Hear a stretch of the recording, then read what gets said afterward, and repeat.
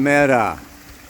This is Kaipachi with the weekly Pele report, calling in from Adipsos on the island of Evia in Greece. The thermal hot springs where we are going to be healing our chironic wounds. Look at the beauty. This place is amazing. It's Wednesday, May 10th of 2023. We've got the moon in Capricorn. And we just came out of that eclipse. I'm going to be talking about emerging out of the eclipse. Yeah. And she's going to be moving into Aquarius today. Obviously he's going to hit Pluto right on the edge there of Aquarius, opposing Mars. Okay, that's going to be a pretty intense time period, right? That's happening. And the good thing is that she is in trine, okay, to the Sun Uranus conjunction. You remember that from yesterday, okay? I mean, whoosh. Not only an eclipse, but an eclipse that the moon was opposite Mercury, the sun, and Uranus. Very, very, very powerful. And you just want to thank God you made it to this week's Pele report. You're still alive and well, still kicking. And just take a nice big deep breath, feel into that ocean, water, the Aegean Sea. Oh yeah, oh yeah. Step into the water bearer, and then by Friday she moves into Pisces. Poseidon. I can just imagine him emerging out of that water with his trident. Oh, poor Dios. And then by Monday she's going to be moving. I mean, she'll conjunct Neptune, of course, while she's there in Pisces, and then she'll come into Aries. Yeah, we do have the third quarter square as that sun is moving through Taurus. I will be reading the Sabian Symbol for the moon in Aquarius, right? That is going to be at what degree? I think it's like the 22nd degree of Aquarius. Let me get up here and show you this hot springs. These hot springs are all over. Even when you go swimming out underneath the water in the beach, there's hot springs emerging out from under your feet. You have to be careful not to step on them because they're so freaking hot. Anyway, hard to stay focused on astrology when surrounded with all this beauty. But yeah, you know, lots of things going on this week. Let's face it. Venus is trine Saturn. Okay, Friday and Saturday, depending upon where you are on planet Earth. Mars is trine Neptune next Monday. There's a big change in the energy here. I put a little wave going through Sunday to Monday because why? A couple of things. Mercury stations and goes direct on Sunday. Whoosh! I mean, if the eclipse isn't enough, then you've got, retrograde Mercury on top of that, conjunct the Sun and Uranus on top of that. Ah! But there's a big turnaround, right? That's what I'm saying. We're coming out of this, maelstrom, like a hurricane at sea, but the shore is in sight. Look at this one. How about that? Sweet. So yeah, Mercury stations and goes direct. And then, Jupiter. Jupiter goes into Taurus next Tuesday. It's going to be something else. I'm going to read you the Sabian Symbol for the first degree of Taurus. And, it's been a year. Jupiter's been in, Aries since last May, pretty much, and yeah. And fire is going to, be coming down into Earth a little bit. It's going to be sweet. So these are the aspects that I'm going to talk about. Let me find a nice place to do that. And talk at you later. All right, everybody. I hope I can pull this off, man. I mean, it's intermittent raining. I've been down here climbing around these rocks. Look at that's a huge cave back there. Can you see I went back into the cave, but it was too dark. It was too dark in the cave. I was just a black shadow. So I had to come out. I hope it doesn't start raining. There are some local Greeks here that swim out to this spot. You have to swim out to this spot, and they shower in that hot. That's hot water. That's a hot springs back there.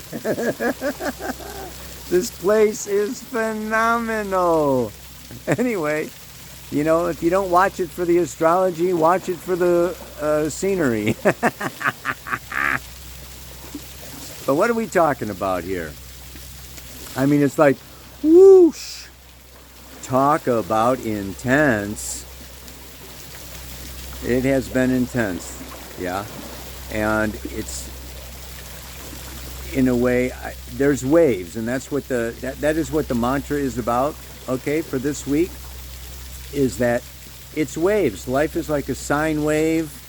Okay, we go up and we go down. We go back up, we go back down. It's like waves upon the sea. We are waves upon the sea.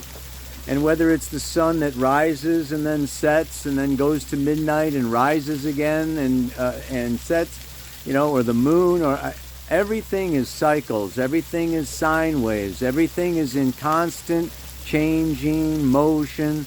The seasons of the year tell us over and over and over again, starting with Aries in the spring in the northern hemisphere.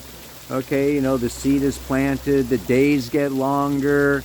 Okay, and we have, the rise of the sap and the juices and the fruits and the blossoms, and then it all falls down and the fruit drops off the trees and the temperature drops and the nights get longer, and it's so beautiful. Oh my goodness. And at the same time, life can be cruel. The soul, the unconscious that, is just going from lifetime to lifetime to lifetime, and dips down into this third dimension, into these physical bodies, into these emotional bodies, into these mental ego bodies. It's just like, okay, the soul is ruthless and can be create a lot of disasters. And this is Uranus. Uranus symbolizes in astrology the personal unconscious. And the personal unconscious holds within it three things: the Akashic record of our soul, everything we've done in all of our previous lifetimes, every potential, every seed that is now existing within our psyche, within our soul, within our unconscious, every potential, and every possible future, which is like, we can't grasp that with the brain. We can't grasp that with the ego. That doesn't make sense. How could, Uranus, contain all possible futures? Wow. Like, blow mind. And it's so unconscious. What do we do with what's unconscious within us? We project it. We put it out there. It's just like I experience my unconscious through relationship, through partnership, and through accidents, through unpredictable events. So Uranus is these, erratic, unstable, lightning flashes of insight and lightning flashes of, disaster, like aha, oh no, or aha, oh yeah. It can go either way. And it usually goes, if you are into change and you accept change and you don't resist change, Uranus comes along and says, yeah, yeah, yeah. And if you're stuck and you're afraid, you're insecure, you don't trust yourself, you don't love yourself, you don't feel capable or able or valuable or, supported or connected or all these, ideas of separation that undermine our courage, and we resist that change and we go, oh no, I need this and I need you and I need that and I need that and that and I'm holding. Well, Uranus liberates us whether we like it or not. It's like, you know what? You don't need that. You don't need me. You don't need her. You don't need him. You don't need that money. You don't need that job. You don't need that house. You don't need that, blah, blah, blah, blah. And then it's like, oh, oh God. So I want to read you, the Sabian symbol for this moon degree, because it says a lot. It's really, it's very beautiful in a way. Okay, this is 22 degrees of Aquarius. So the moon is in Aquarius, squaring the sun that just hit Uranus, and now it's moved on to the 22nd degree of Taurus. Okay? A rug is placed on the floor of a nursery to allow children to play in comfort and warmth. The keynote: the warmth of understanding which comes to those who early in life are open to new possibilities. We are never left without assistance when eagerly seeking to grow emotionally and spiritually. Let that sink in.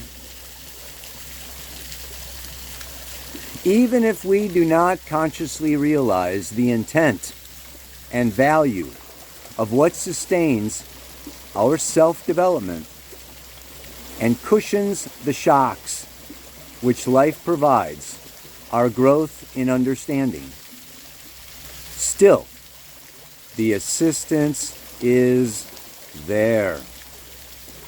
We are held.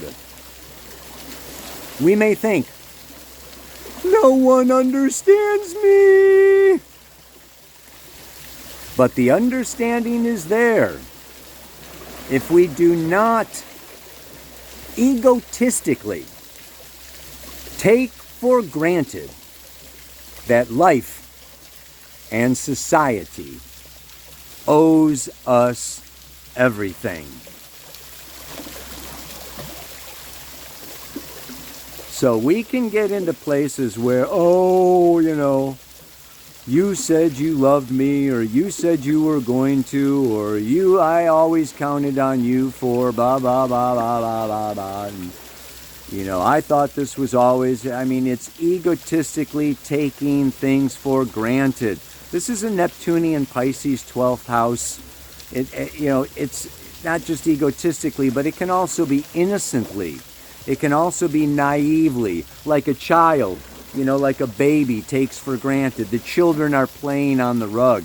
They take it for granted, okay, that if they fall down, it's not going to hurt. There's a rug, So we can take things for granted. And it's when we take things for granted that we get screwed up, baby. That we get reminded, okay, to be grateful, to be thankful, to be humble, and to give thanks, look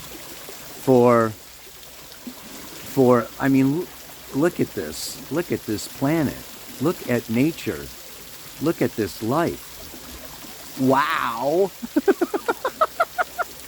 Oh my God. Which brings me to my next point. Jupiter moving into Taurus. Oh, por Dios. Cut it out. Jupiter, Mercury going back to station, conjunct the North Node, really. The North Node, the Sun, and Uranus in Taurus, ruled by Aphrodite, the goddess of beauty. Oh, the goddess of love. The lower octave of Neptune, Poseidon. I should do a reverse on the camera here and show you what I'm looking out at. Maybe I will at the end of the... This is just... You gotta love Greece, man. Anyway, where was I?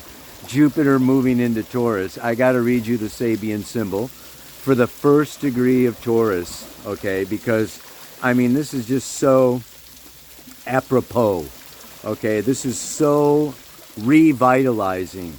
Just think of Gaia. Think of Taurus. Think of the earth. Think of these, you know, the hot springs and the architecture, the color, the stones, the rocks, the beauty of Mother Nature. Whether it's the trees and the plants and the flowers, or the stones and the rocks and the oceans. I mean, it is just a phenomenal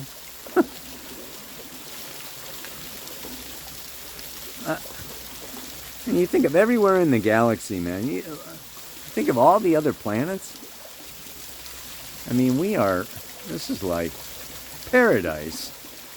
I always call Taurus the Garden of Eden, opposite Scorpio, which is hell and the underworld. And it's a polarity, and we bounce back and forth.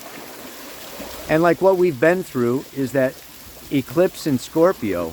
And let's look at it. You know, like I said many times, January of 22 to July of 23, North Node in Taurus, South Node in Scorpio. It's like sweeping out the garage. Or it's like moving. You know, Scorpio is letting go, okay, you know, of the old house, the old garage, the old derp, sweep it out, box it up, clean it out. And this North Node in Taurus is to simplify. And Jupiter coming in here says what? A clear mountain stream.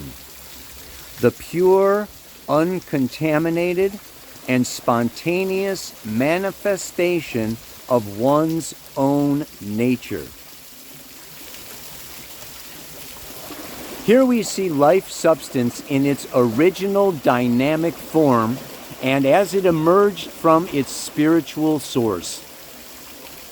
This is true whatever the nature of the source may be. In a sense, the mountain stream is conditioned by the nature of the soil and by all the forces which in the past have formed the mountain's rock strata. That is to say, by past history. Yet out of this past, a new, pure, unadulterated release of potentiality has emerged. It is ready to perform whatever work its dharma is to accomplish. These springs of life emerge, okay, from the heated, hotted guts of Gaia.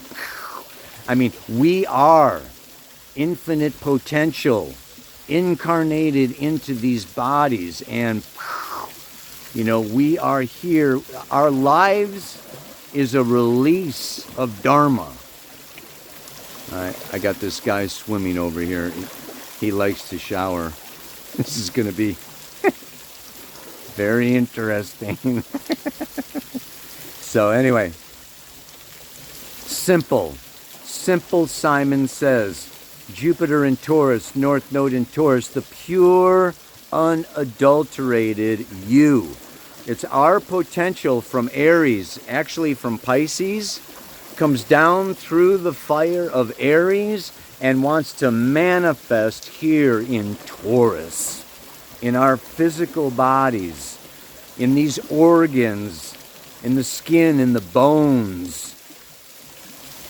So beautiful and so powerful. And so what I want to return to now is just this kind of sense, like I said at the very beginning. You know, I put this line in there between Sunday and Monday because Mercury's been retrograde. It's been time to reflect and review and remember. And we've had all this, and Venus and Mars both in Cancer, bringing up the emotions and the fears and the insecurities and what moms used to say and dad used to say and, oh, my childhood, and, you know, oh, I need to be nurtured and supported. Where's my nurturing and supporting? The eclipse in Scorpio is taking everything away, and I feel left alone. But this is the thing with Taurus. We are held. We stand on the earth. She supports every single one of us unconditionally, whether we're an asshole or an angel. Gaia is here supporting us. We are supported. So we go through these cycles and these emotions and these ups and these downs. And I think we've been through a real challenging time period. And we are now rising. We're coming into these trines. Venus trine Saturn is very stabilizing. Mars trine Neptune, okay, is, you know, the release of spirit potential, yeah, through action. So it's a very beautiful time. And so the mantra for this week is, whether I'm in the doldrums or having an absolute blast, I stay more centered and keep my balance by knowing this too shall pass. So if you're having a really great time, don't count on it lasting. And if you're having a really hard time, just know that it will not last. Yeah? One more time before my swimmer arrives. Whether I'm in the doldrums or having an absolute blast, I stay more centered and keep my balance by knowing this too shall pass. This too shall pass, so take full advantage of what is now. Namaste, aloha, so much love.